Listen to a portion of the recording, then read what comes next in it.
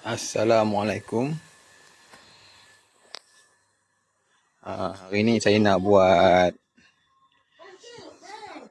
basuh akuarium. Akuarium yang dah lama. Kita nak beri nafas baru.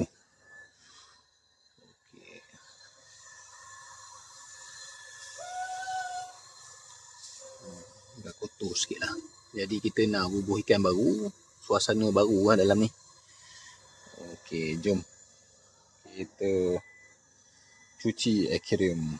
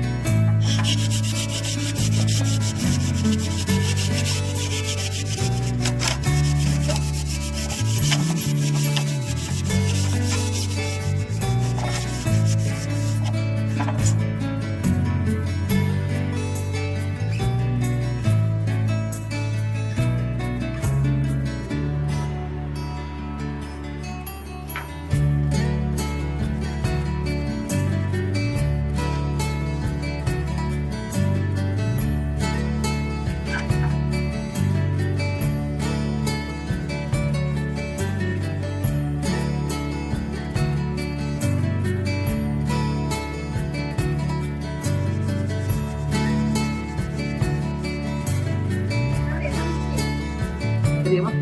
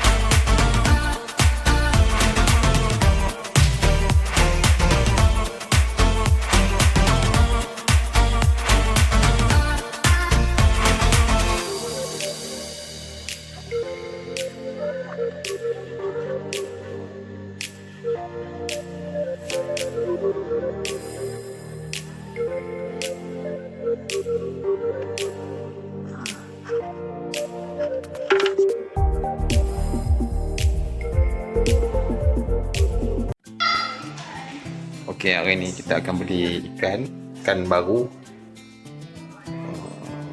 Kita akan pergi kedai ikan, tengok kat mana. Nanti kita akan masukkan ikan. Okey, siap. Okey, dah sampai dah kedai ikan. Kita tengok ikan kat dalam.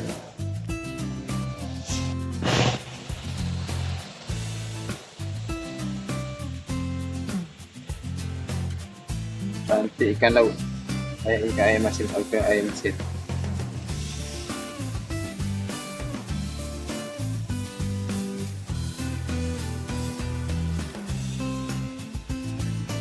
Okey.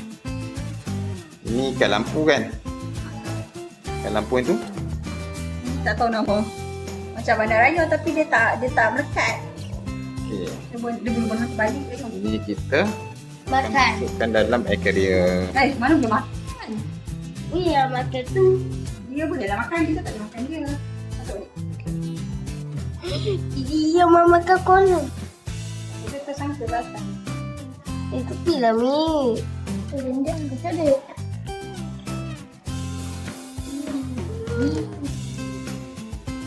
Ya, Mi. Kenapa Mau baru. Tadi masa dah datang ke rumah. Ya, boleh. Belum. Kenapa sini? Macam ni. Oh, udang ah? Udang. Udang ikan. Udang. Banyak ni udang tak? Banyak ni. Ni ada berapa ekor? 5. Mana nilai semua? Sekali yang mana?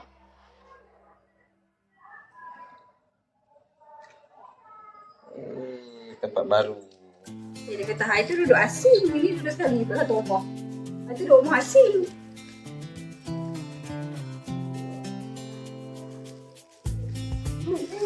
Jangan yang langsung. Kemas. Mana yang aku dah ada tu? Mesti dia ada mau. Yang belakang dia. Okey, ini hasil selepas kita beli ikan, kita masukkan ikan. Okey, dalam keadaan tengah menyesuaikan diri. Nanti nak tukar pam ni. Pam ni tu dah lama kan, jadi kita nak tukar pam. Okey, terima kasih kerana menonton. Bye-bye.